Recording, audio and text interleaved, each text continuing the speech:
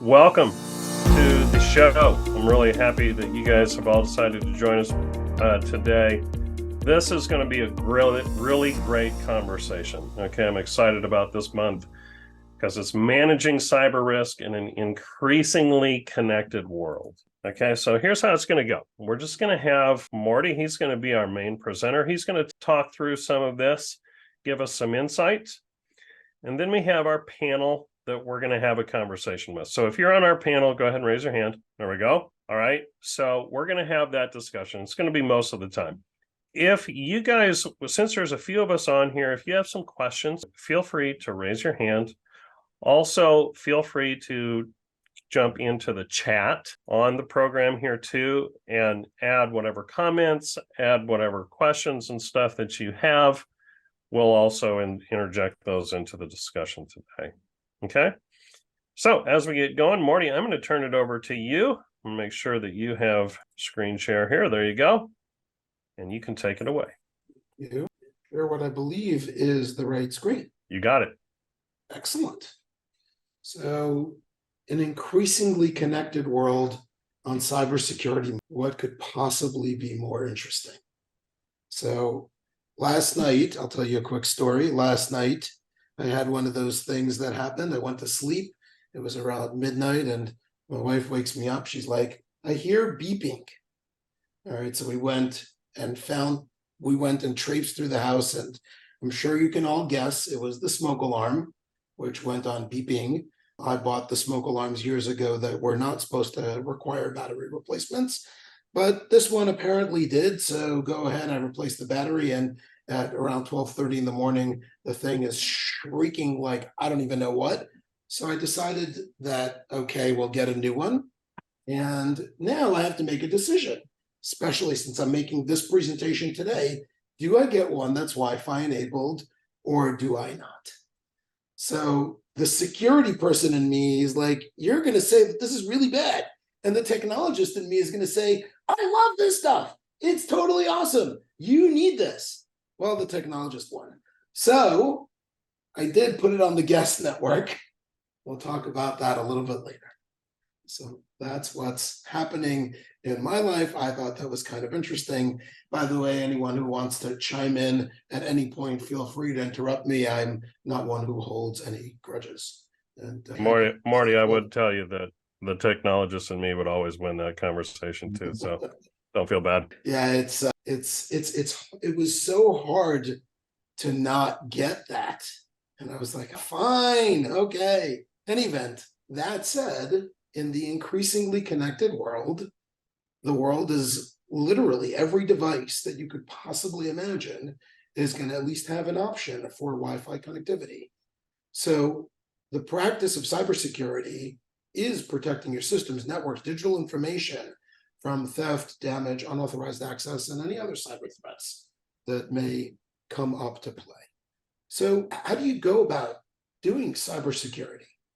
Well, we need to be super concerned with the sensitive data that lives on these networks. And I'll talk about that a little bit more, but the short version really is, it's not just the device that is connected, but what is connected to the device that is connected, whether it's a cloud, other sensitive information, and so on.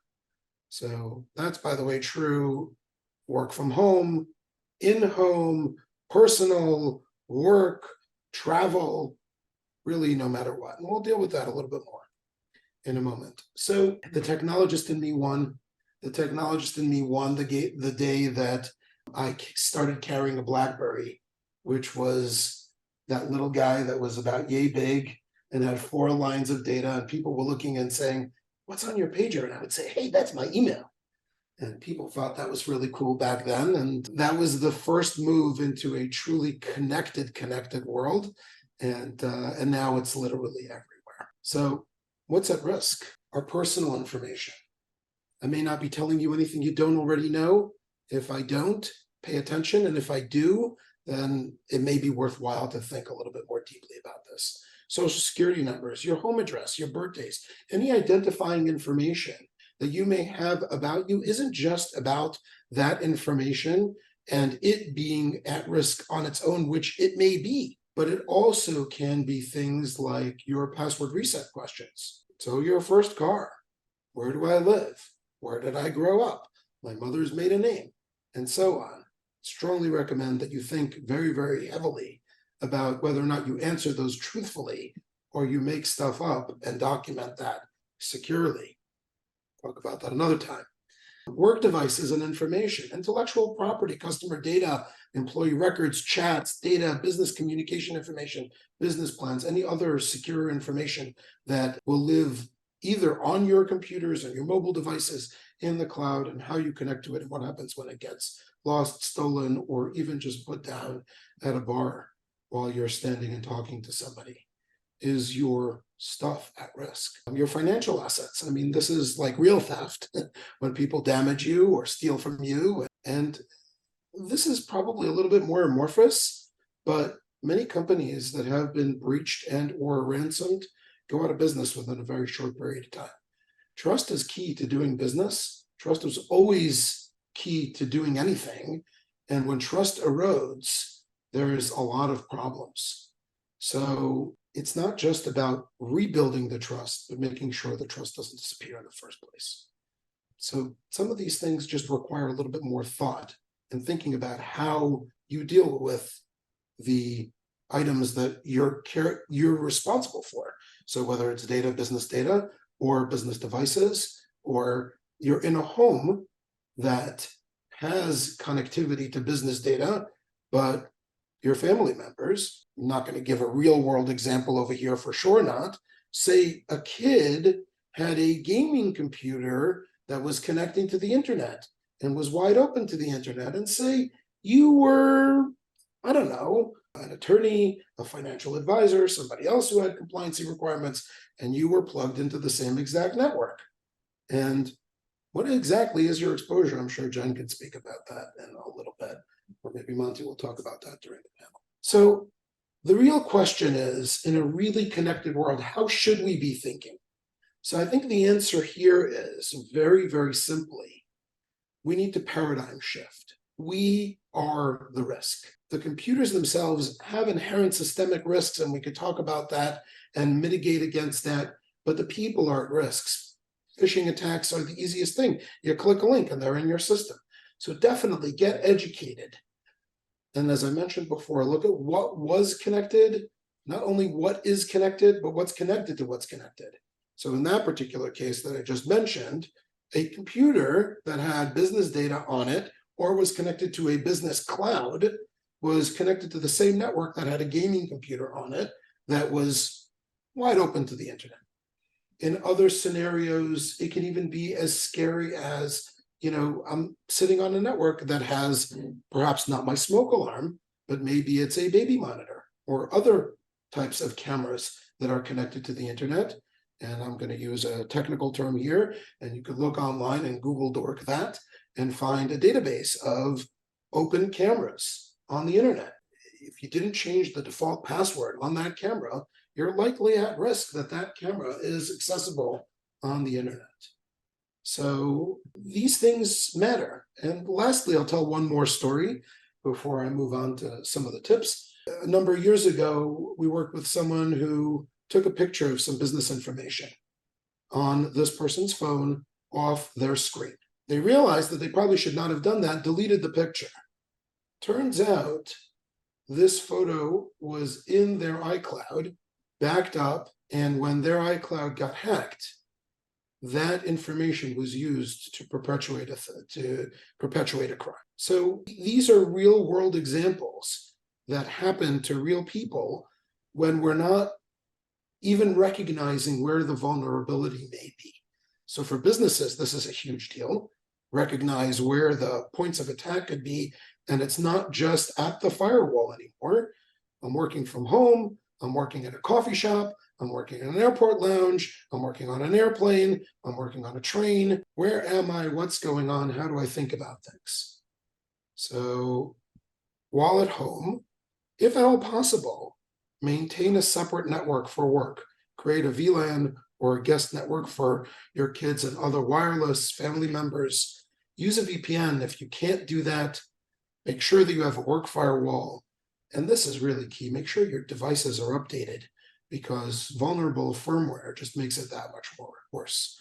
If you can, filter your DNS. There are many programs out there that will provide you a DNS filter for the entire house that's either free or very, very close to free. As I mentioned before, think about your cameras, make sure that everything is patched on your computers and your phones, MiFis if you use those. While traveling, try to avoid using public Wi-Fi. Mind your surroundings. Another story that happened was somebody noticed that over their left shoulder, there was somebody who was sitting on the other side of the plane that was recording them while they were typing in their password. Just be mindful. Be mindful of who's sitting next to you. What are they doing with their phone? Avoid public USB ports. If you're not familiar with the term juice jacking, you probably don't need to be if you just bring your own little brick and plug in your own phone into your own cable with your own brick. Bars, conventions, if you put your phone down and turn away to talk to somebody, even though you can feel the energy of the phone, doesn't mean that someone didn't slip it out, pop out the SIM card, and stick in a different SIM card. The scary part of that type of a scenario is your phone will work for everything except incoming calls. So unless you're testing incoming calls on that phone, on your number, you're not going to even notice this probably for a couple of days. So now people can take any SIM card that you have with any SMS multi-factor and hijack your story or your life or your business data. Avoid sensitive apps or websites if you're, for whatever reason, on a public Wi-Fi. Get on it, get off it.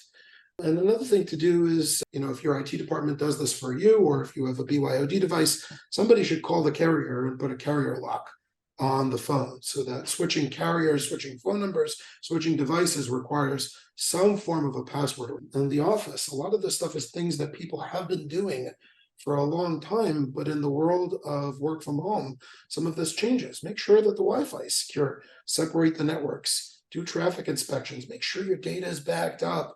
Ransomware, clever ransomware today will not only delete your data and not only ransom your data, they will delete your backups. That is a scary prospect. Make sure your backups are immutable and test them. Manage your updates. Think about what shadow IT looks like for you. What does that mean? It means that if I have a corporate credit card, even in my personal credit card, I can sign up for any one of hundreds, perhaps thousands of applications that I will think will help me in my business. And I start entering business data in there. And the corporation doesn't even know that data is there, doesn't even know it exists, certainly not managing access to it or what information is going in. Develop some sort of a third-party risk management program. Make sure that your personal and company accounts are separated. And if you do not have cyber insurance, get cyber insurance. So these are important things. Your save locations is another thing. If you start maintaining all your save locations in either Google or Apple, your entire habits can be tracked. So just pay attention. Think about what you are sharing in the public world and how to be mitigated against said risks. So my 15 minutes of fame are up, and I'm now up to the Q&A. If anybody has put any questions in the chat, please, by all means, I'm happy to answer. Or Monty, I turn the mic back to you. Fantastic. Thank you, Morty. Really fascinating and scary stuff, honestly. So a lot of those things I hadn't even considered. And I know that for people that will be viewing this, a lot of it will be new for them as well. You can actually stop the share now if you don't mind. And before we jump into a bunch of questions that I have for everybody, I want to make sure that I cycle back around. I want to introduce our panel. Okay, so I'm going to start with you, Morty, since you just gave the presentation. Just share briefly about your company, who you serve, and then I'm going to go on to Brian and Jennifer with that too. Thank you, Monty. We at KJ Technology are a boutique IT/MSP firm. We service clients in the financial space, mostly in the New York area. The financial space will include hedge funds, private equity, and family office. Fantastic. Brian. Yeah, I'm Brian Samson, founder and president of 10 Forward Consulting. We are a custom software development firm here in Madison, Wisconsin. We work with big companies as well as very tiny startups and small businesses to kind of develop all kinds of different custom software, whether that's mobile apps or web applications. And we try to be kind of a one-stop shop. So while we don't do as much of the IT stuff as, say, Morty does, we do end up intersecting a lot with cybersecurity, with privacy, with hosting and online things that aren't necessarily directly programming related, which is our kind of primary focus. Fantastic. And Jennifer? Yes, hi. I'm an associate at Carter Ledger, a law firm, and we have a cybersecurity working group. It's a cross-departmental sort of group, so it's not just corporate or litigation, but we all have a personal interest and specialize in different data privacy and cybersecurity matters. So counseling on different cyber risks, helping draft the suite of privacy documents like privacy policies, terms of use, cookies policies, and just basically any legal needs or counseling you might have on different data privacy laws, GDPR, state laws, and anything that's applicable to different industries like GLBA, HIPAA. And so we help with all of that. All super, super important stuff, not only to prevent, but then now to, once something does happen, to be able to get some help and take care of it. So thank you for joining us, Jennifer. Thank you, Brian and Mordy. Great presentation today. I have a couple of personal questions, and I'm just going to kind of round robin some of these questions. You guys can feel free to jump into these questions as well if you want to answer it in addition to who I call on for this. But Mordy, I wanted to ask you just from a personal level, you shared your experience about getting the Wi-Fi, I swear Wi-Fi is in everything these days, but with your personal phone and then with these smart TVs. So I have, let's just say everybody's lost a phone now and then at some point. When that happens, what is the best thing or the number one thing that you should just do immediately? Are you supposed to call your service provider? What do you do when you lose a phone? Well, again, it would depend if it's your personal phone that just has your personal data on it. Let's say it's for both. Okay, let's say it's for both. So I would imagine that the data on that phone is probably backed up somewhere. I would, with Apple, you can issue a erase data command, similarly with Google. So either one, I would definitely do those things. I would also let the carrier know that that's a problem. Oddly enough, and that's for another time and another day. I mentioned to Isaac the other day that we worked with a company that has an carrier anonymous type of service, where even though you're an AT&T customer, even if you walk into the AT&T store, they would not be able to find you. But in most normal cases, you would walk into the store, I would think, and just get that transferred over. Predominantly, if you have state IDs, they generally verify who you are that way and just get that transferred over and essentially turn that phone into a brick as quickly as possible. Interesting. And if you did have an employee, let's just say that this is a business phone and it was lost, let's say they didn't know it, or something like that happened where the chip was exchanged. Is there anything that can be done about that from a technology standpoint? And then I'd like to follow that up with Jennifer, what's the legal implications there? So Mordy, what's anything from a technology standpoint that you should be thinking about immediately? Well, as soon as you notice something weird, just definitely speak up. If your phone was out of your possession for any point in time, and you're at any business that would be considered sensitive, then I would immediately assume that the phone has been compromised, and you should verify it. Call it. So, then you can at least know that the phone is working to your thing, working properly. If there's an actual problem and you discover that it rings somewhere else, or in fact, there was a situation where the data was breached, then getting it back is going to be an issue, because tracking exported and copied data is a big problem. But, getting on that quickly to stem the tide is certainly important. Jen, speak now. Jennifer, what's your input there?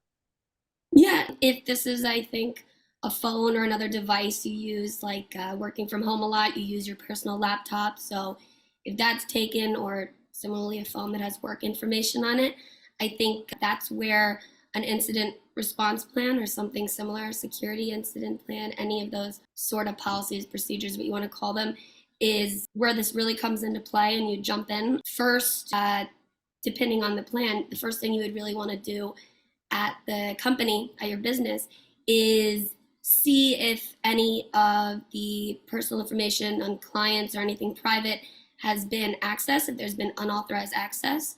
So you can sort of understand the reach of what's happened, and then you could get into how to mitigate, following the planned steps, how to mitigate any sort of further unauthorized access or full data breach or cyber incident. So seeing if you can, like it was already said, wipe that phone or device, block it. I know you can do that immediately with your Apple ID. You can probably do it on other devices as well.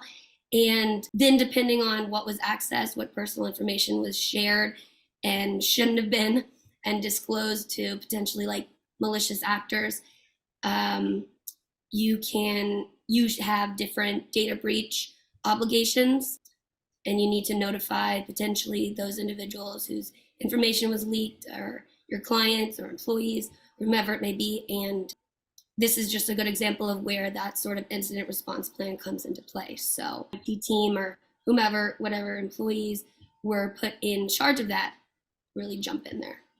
Just throw one last point in on that, and shameless plug for the attorneys. If you do suspect a breach, always talk to your attorneys very, very quickly, because and this is something that I learned, so I'm not a lawyer. Jennifer will correct me if I'm wrong, but if the conversation occurs via the attorneys, then it becomes much more protected for a business. I think the term is privilege, but again, not an attorney.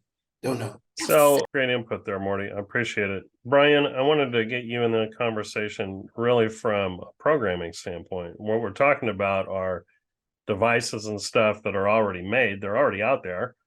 They've got some kind of programming from them, but there's a lot of companies that are actually creating new apps all the time. How, I know they always talk about backdoors into this type of stuff. How do you know whether there's a back door or whether something's been written into software when a company is going out and developing what they think is going to be great for their business, and then all of a sudden becomes a major security risk? So that's a really good question. And it's one of the things that the whole community in like custom software and development is really talking about. There's this kind of new idea that we've been calling the software bill of materials, or the SBOM, where people can really keep track and audit all of the different dependencies that your application brings in. Right? Because when you're running an application, it's not just our code, it's running on Microsoft Stack, and it's including these different dependencies, and it's integrating with Salesforce, and it has all these different third-party things that get connected to it. And so how do you audit that there wasn't some sort of malicious actor somewhere in that supply chain that injected bad code? And there's been evidence of this increasingly happening across the globe, where vulnerabilities were not put in by the developers of the company or any employees that worked there, but that snuck in through some third party. And so increasingly, auditing companies and software developers are being forced to, if you're not already doing it as a best practice, to track that kind of bill of materials and make sure that you understand what software you're actually running, because a lot of times people just run software and they don't even know what they're running. Yeah. So Morty, when you come into an organization or work with an organization, Jennifer, you as well, when you're talking with companies like this and you're looking at the different applications and stuff, are you looking for a full list of both applications and then devices that are being used that have a potential risk of breach? Or how do you approach it? Because they're, as you were talking about the shadow content that's out there, you've got all kinds of employees and stuff that are downloading things all the time, that are working with different devices. How do you manage all that? Or Jennifer. Well, separately from the incident response plan, you should have cybersecurity policies and procedures that can talk about like BYOD, bring your own device. And the most important part, because I think it's like over 90% of cyber events have some sort of inside employee human error. So I think the most important part of that policy procedure is making sure that you have sufficient training so that people know what they should and shouldn't be downloading, what emails they shouldn't be opening, phishing scams, things like that. And then a major part also would be to have vulnerability management. So penetration testing, the white hat, black hat, seeing if they're installing backdoors. You're going to have like a WikiLeaks situation, just testing training and just making sure that you have policies in place, which attorneys can counsel you on, and then IT and other tech teams inside or third parties can help actually make those sort of safeguards. So there's physical, administrative, various safeguards you can have to make sure that data and everything contained on your devices is safe, and tracking and just making sure that things stay safe there. Something interesting that is coming up that a lot of different companies and blogs and articles are talking about is the idea of using AI to, it's like an advanced vulnerability management and testing, seeing if AI would be able to get in better than a person before getting ahead of what a malicious actor may be able to do. And so just utilizing all the tools out there and making sure that you have a system set up to protect the information that you store. Morty, did you have something you wanted to add? Yeah, it's not really different than I would imagine, and I've never really been a general in the army, so I don't know, but I would imagine it's not really different from that, right? So if I'm an attacker, I'm gonna do reconnaissance. I'm gonna try and figure out how do I get in. And obviously sending out a phishing attack is easy because I can get emails, I can inject links, I can do that. It's fairly easy. I will also try and research the people that I'm trying to get to, trying to understand what their habits are, what kind of business they're in, where are the weak links. So as a defender, I think about it in the opposite direction.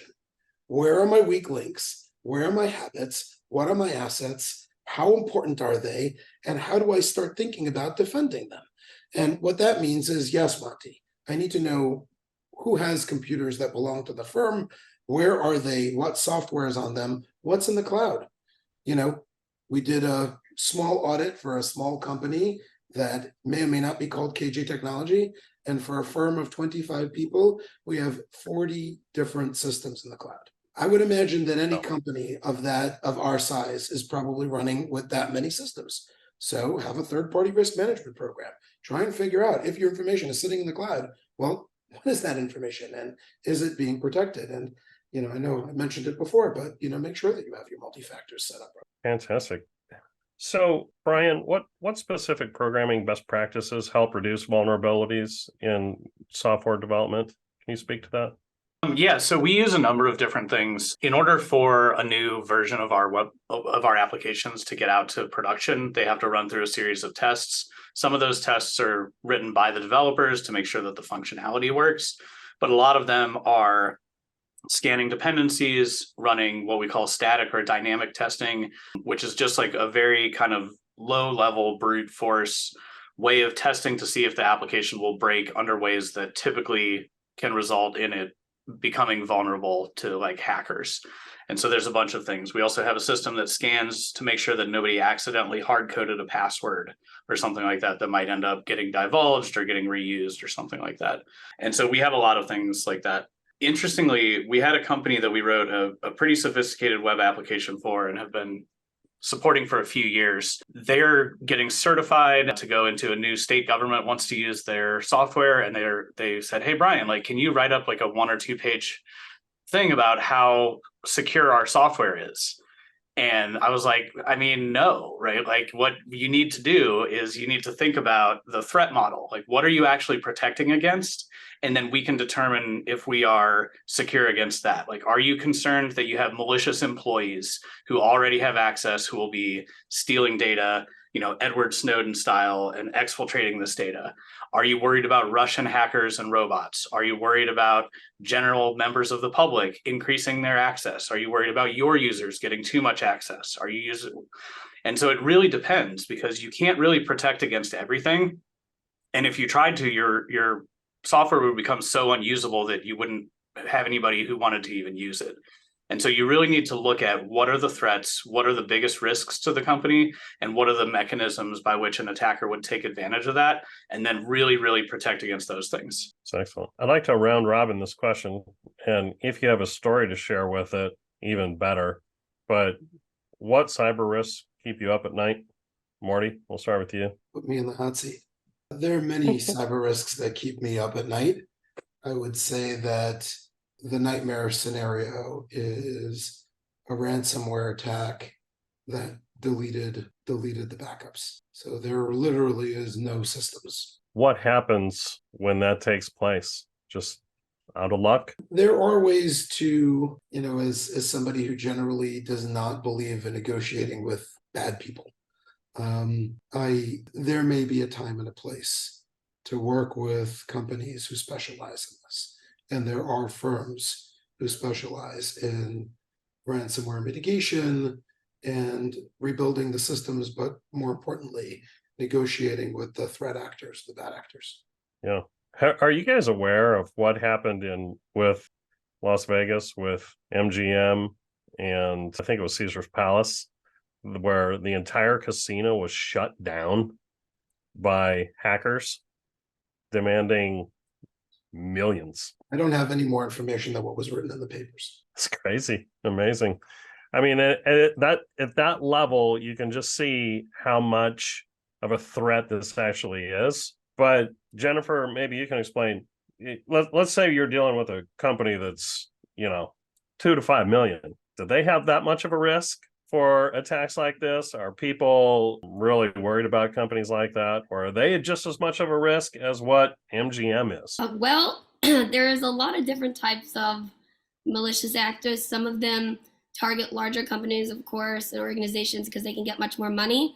But smaller hackers and malicious actors can go for numerous small businesses too, 2 to 5 million, or whatever your example just was, because they believe they can negotiate to get some sort of money out of that situation too. And if they're skilled enough to not be found online, then I suppose they can do that as much as they want.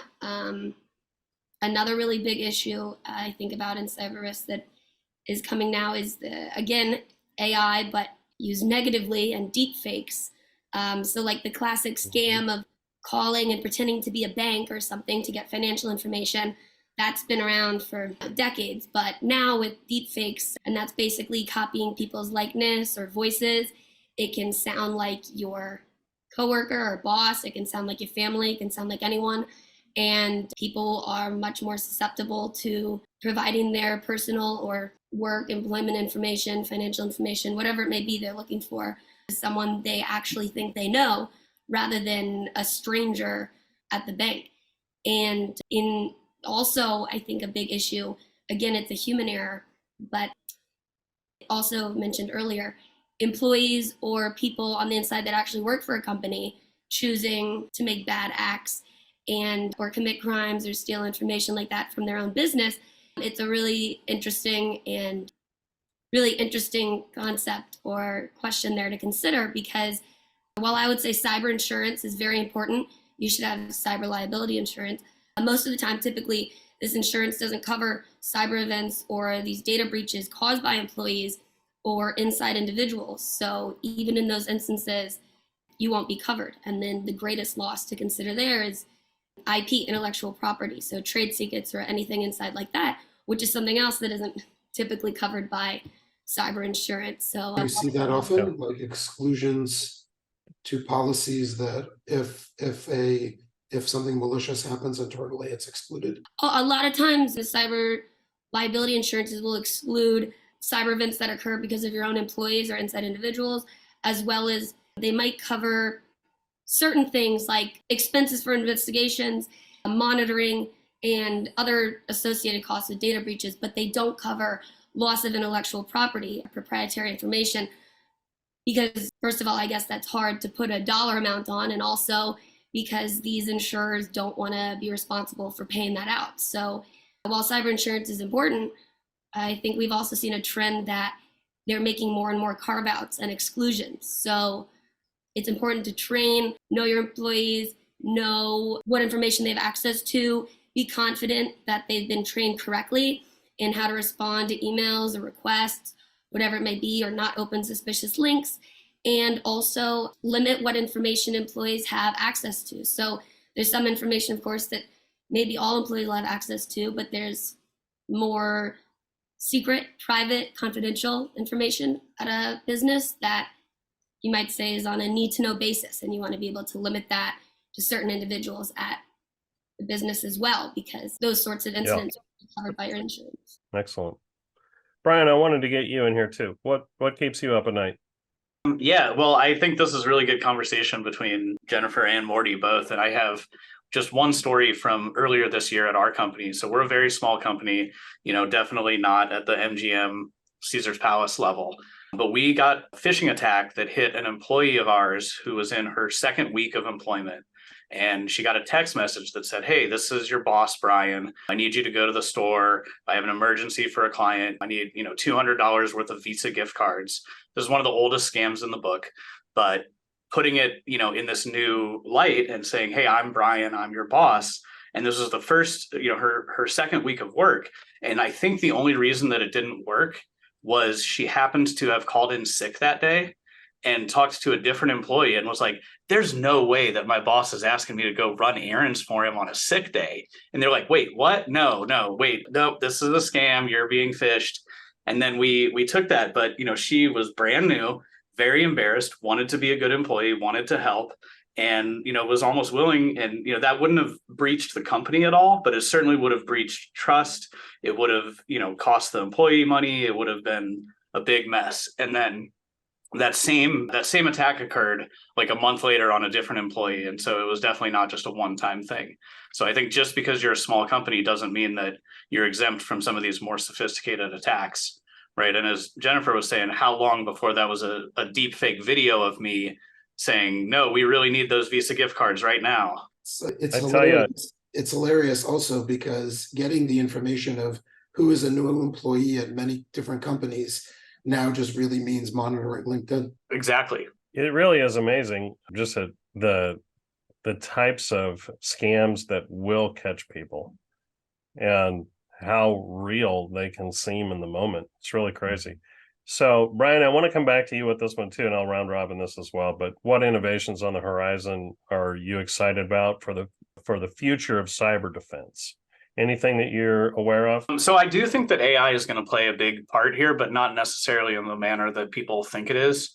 I think that on specifically the computer controlled side, as opposed to the people side, AI is making already incredible leaps and bounds on how we penetration test, how we make sure that we're writing secure code, how we audit our code and make sure that it's secure and safe and we have good passwords and all things like that.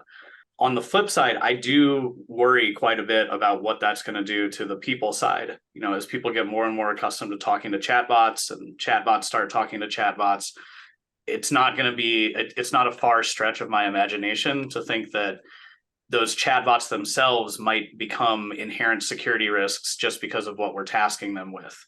And I think that is one of the big kind of pros and cons of this new era that we're entering right now. Yeah, for sure. Mordy, what's your thoughts? I don't know that I have a big breakthrough per se that it's going to change security, but if you're not having a security operations center or a SOC monitor your activities, I think that for many companies it's a mistake. And there are some inexpensive solutions. You used to cost in the tens of thousands of dollars to monitor your $2 to $5 million company. That's not the case anymore. You can get some very inexpensive solutions that'll monitor your computers. So even though you're not in the office, they're monitoring your computers and they'll monitor your interactivity with the cloud. And they're not just looking at logs and trying to send you dated information. Some very clever ways to get some additional levels of insight and immediate response. Great. Jennifer, you have any thoughts? Yeah. My greatest idea, I think I said earlier, was AI-powered cybersecurity protocols or safeguards or testing that can sort of get ahead of the testing we already have now. But, like Brian said, there's a lot of risks that come with that, especially I think in the AI or chatbots you use that aren't just like Chat GPT or something online, but the ones that are personalized to you or have an account. I know Snapchat made an AI fake friend that you could talk to or Snapchat with, send pictures or text messages, and it'll talk back to you. And then however that's stored in the Snapchat app itself, on your phone or in its cloud, the information that you share with it runs a risk of being shared with other AI, but also data breaches and other cyber incidents and accessing whatever you may share with it. I mean, Snapchat is used a lot by kids. So who knows what exactly they're telling it, but if they're talking to it like it's their own middle or high school friend, who knows what personal information they share, and that runs an even higher risk because they're children. Right. So there's COPPA and all sorts of risks like that. But I definitely think Yeah, AI is taking over everything, isn't it? It's going to be really interesting to see what our future holds, and it's going to be a very near future. But what security practices are still widely neglected among smaller businesses? So you can define that, Brian. I'll start with you. My number one is password managers. I think that people reuse passwords and we're very bad about it. I think that a lot of times, even not at small companies, but big companies, like I have an example of a company that will remain nameless that I was working with, and we were installing some proof of concept software that we were working on, and it was like brand new. It was only used by a limited number of people. And the password requirements that our team had coded in there were very strict because that was what security told us to do. And then when we actually got it in there, they said, can't you just set it to like password or something? Like nobody is looking at this. And I was like, well, just use LastPass. That's what you have it. And they're like, nobody uses that thing. And so you can tell that IT and I went to great expense to get people to use this, but they didn't make it convenient enough. And so people just find workarounds in order to get their job done. And I think that's one of the biggest risks is, using those password managers is such low hanging fruit and makes it so easy compared to stuff like, hardware YubiKeys, which we use, but are very cumbersome, or some of the other more sophisticated kind of security measures that you can take. I think not reusing passwords and using passwords that are random is my number one. Fantastic. Morty. I think that awareness is key. Thinking about what you're not thinking about is always a difficult thing, but engaging, certainly for business leaders, to think about where their risks and vulnerabilities and points of attack are. I'm not talking about, hackers taking control of your car and driving it into a tree. I mean, this stuff is a little bit more science fiction-y, and maybe that will be something that we should worry about in the future, but I'm just talking about being aware of what you're not aware of. Is your birthday, everyone celebrating your birthday on social media, and now everybody knows when your birthday is, and that happens to be one of your pieces of PII for authenticating yourself in 1,000 different other important places, including medical or financial and so on. So just be mindful. Fantastic. Jennifer? Yeah, well, part of what Brian said too, I think the password thing is really important. I know a lot of businesses, like my firm included, they have all their employees change their passwords pretty regularly. And a lot of times employees and people will think it's very annoying because you have to change your password, remember the new one, and it happens all the time. But it's a really important aspect of making sure that your account is safe. But I think a lot of small businesses don't consider that they may still need some sort of privacy policy or terms of use or that whole suite of documents, just because a business is small and so perhaps it's in the United States and it doesn't meet the threshold requirements of one of the comprehensive state data privacy laws like the CPRA in California or Colorado or Virginia, the ones that are currently effective. There's still a great benefit to having a privacy policy and informing users or clients, customers, employees of the different personal information that's collected, how it's stored, when it's deleted. And something else that isn't considered is even a really small business. If a lot of times they have online websites, online stores, everyone shops online now. So if the small business is targeting or selling their goods and services to individuals that are located outside the US, like in the EU, they still need to consider the GDPR and other different industry practices and laws that may be applicable. So a lot of businesses say they don't need a privacy policy because they're so small, but it's really best practices to have that in place. Fantastic. Thank you. I have one final question for the group, for the panel, but I know we're running up on time. It's been such a great discussion. I wanted to keep it going. And I didn't see anybody posting any questions into the chat, but I wanted to open it up for the group real quick in case you guys did have a question that you'd like to ask the panel before I ask my last question. So if you guys have anything, let me know now.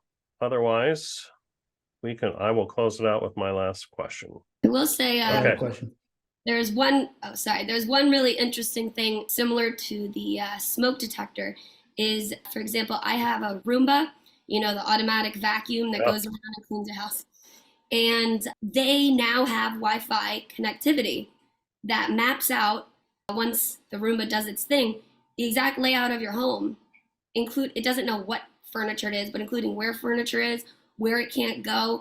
And so it's like a complete map shared on Wi-Fi of what your home looks like. So if someone was to physically break into your home, all of that information is there. And I know similarly moving forward, those sorts of devices will utilize AI to sort of learn, well, where is most of the dirt, right? So maybe like your pets aren't allowed, for example, in your bedroom. So it learns that the living room has the most amount of dirt, and then it just learns basically everything about you and your home, and you don't even think about that. So it's useful, but another great It's so crazy how many things are coming online that seem like they're so good and they're going to save us so much time, and yet they're going to wind up being so bad for some people, what they're doing. Isaac, you had a question. I do. This is probably going to be more for Morty, just knowing what everyone does here.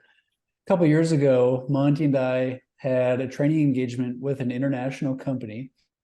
They mostly make their money off of retail, large company, international. So you can imagine lots of moving pieces, terminals, email, communication, sales team, traveling, lots going on there, a lot of people out of the field. During our engagement, it was about 6 months after they had a ransomware event. And our experience as an outside vendor after that event was it was very clunky trying to communicate with the team and get anything done. It was very challenging because they were still in that, oh my gosh, phase. So my question, and again, like I said, Morty, this is probably for you. My question would be, do you have any advice for larger organizations on balancing the security that a company needs to implement internally while still keeping it kind of easy for people to have communication for things to just go smooth? So I don't think this is a problem that's unique to larger companies, because security and ease of use clearly are at the opposite end of the spectrum. So if it's more secure, it's more of a pain in the neck to deal with. And if it's less secure, it's less of a pain in the neck to deal with. And that's been the case always. Anyone who's been at an airport since 9/11 knows that unless you have TSA pre-check, you still need to take your shoes off. And whether or not that's actually a security theater is not even my point. It's just, the point is it's inconvenient to get on an airplane because we are now creating security. That said, in the compute space, there are a number of different technologies that are being put into place to reduce the amount of frustration that occur around some of the security practices. So for example, lesser touch type of multi-factor authentication would be one thing, and there's obviously downsides to that, but we don't really need to speak about that. But things like, zero trust deployments and passwordless type of setups are becoming much more popular. And there's a document research done by Microsoft, I think it came out about 2 years ago at this point, where they actually speak about long and frequently rotating passwords as being security worse off than having long and frequently changing passwords. So I guess my final point here really is engage in the dialogue, work with smart people, get the right kind of advice. This is true for a small company, it's true for a big company. It's especially true if you're regulated, because then it's not just what you want to do or think you should do. You may have requirements to do as well. I don't know if I answered your question. Right. I also think Okay. sorry, to add to that, I also think some really small things that can be done at a business that aren't too clunky, like the TSA shoe example, can be put into cybersecurity policies at the business. Just simple things like, for example, employees can only communicate with each other via their work email addresses. So sometimes you may be doing something on the personal side of your computer, not the VPN, and you may just want to shoot an email to one of your coworkers from your personal email address. But we could have an infinite number of email addresses. How is someone supposed to know if it's genuine or another phishing scam? So just small things like that that you can teach in training and keep in your security policies can help reduce a lot of the risk without being too complicated. Very good. That kind of is a nice intro into my last question. So where should companies draw the line on employee monitoring to balance your security and privacy? Brian, you want to take that one for me first, and then we'll go to Jennifer. I think so. I have a lot of opinions about this. I think that very many companies over monitor their employees for reasons that don't actually pay back any benefits. I think that the most important monitoring that you can do from my perspective is, as a company, is like the technical monitoring. You want to be making sure that people aren't trying to break into your system. You want to make sure that you're not under a DOS attack. You want to make sure that you don't have hackers in your systems impersonating users or doing things like that. I think monitoring employees to make sure that they're behaving properly or following policy is not going to serve as much good as you might think that it would, right? And so I think that if companies are breaking your own policies and, not following instructions and doing things like that, talk to them about it, work out something, but deal with it on a personal level rather than trying to solve those people problems with technical controls, like, screen monitoring or mouse, wigglers or whatever, right? Excellent. Jennifer, what's your thoughts? Yeah, I think, again, a lot of the issues that employers want to monitor for their employees can be handled in various policies, like having a social media policy at your business that says, don't use personal social media on your work computer. Don't log into Facebook on your VPN. It's easy enough to just swipe over, but also not requiring any access to those accounts either. I know there's a lot of employment data privacy laws in various states, laws under the various states that actually forbid requiring employees give you their login information. But I think, again, it comes down to training and having policies in place and just letting employees know what to do, what not to do, and how to mitigate risk and avoid certain issues. And that gets rid of, some of the micromanaging while still handling a lot of what's going on. You don't need to record all of your employees' screen time and everything they're doing, but you can have your internal IT or third party have the ability to shadow in upon request, and then the user on their VPN has to accept it. And that can give some privacy to the employee as well, so they don't think that at any given time, IT is just watching what they're doing. They know when they're there and they can give access to it, and they know when that ends.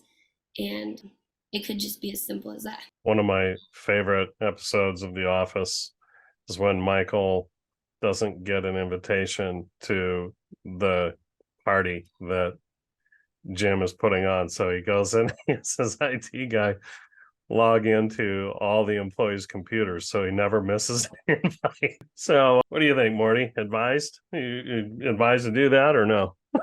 So as an IT guy, yeah, sure, that's a great idea.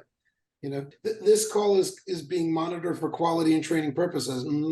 That kind of no. Look, when I say security monitoring, I'm not looking at the behaviors of the people. I'm looking more at the behaviors of a sysadmin. And a hacker looks awfully like a sysadmin. What does it mean for a corporation? I land on a computer. I then go ahead and survey the environment, figure out what vulnerabilities live on this computer, this phone, and now I try and expand into more privileged areas of the business and get more and more and more as I continue to watch and monitor, potentially inject myself into a conversation that may be of use to me, and so on. So what I am monitoring for isn't whether or not people are taking breaks or going on social media or doing things that are work productivity related. I'm monitoring whether or not they have on their computer somebody that is theoretically enforcing patches across the entire computer fleet, but really that patch is a malicious piece of software. So that's what the kind of stuff that when I say monitoring, that's kind of what I mean. And I would say that both Brian and Jen have it right, meaning you do want to engage with your team, and you want to make sure that people know what you're doing so that they don't feel like they have somebody who's watching them in a more creepy kind of way, but they do feel like someone is watching them in I got your back kind of way. And those are two very different, and that's more about culture and HR and things that are outside of my wheelhouse as a technologist. But as a business owner, I know those things are important.